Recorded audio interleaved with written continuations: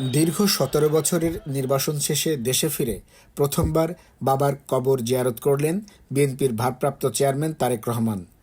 শুক্রবার বিকেল ৪টা ৪০ মিনিটের দিকে রাজধানীর শেরেবাংলা নগরের জিয়া উদ্যানে মহান স্বাধীনতার ঘোষক ও বিএনপির প্রতিষ্ঠাতা শহীদ রাষ্ট্রপতি জিয়াউর রহমানের মাজারে ফুল দিয়ে শ্রদ্ধা নিবেদন ও জিয়ারত করেন।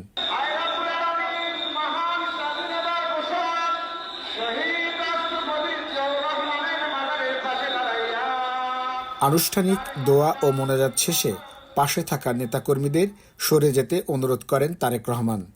এরপর তিনি একান্তে কিছুক্ষণ বাবার কবরের পাশে দাঁড়িয়ে দোয়া ও মোনাজাত করেন।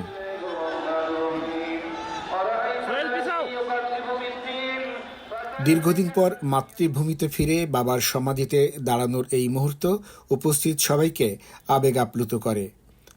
শহীদ রাষ্ট্রপতি জিয়াউর রহমানের কবর জিয়ারত শেষে জাতীয় স্মৃতিসৌধে মহান মুক্তিযুদ্ধের বীর শহীদদের প্রতি শ্রদ্ধা জানাতে সাভারের উদ্দেশ্যে রওনা হন তিনি।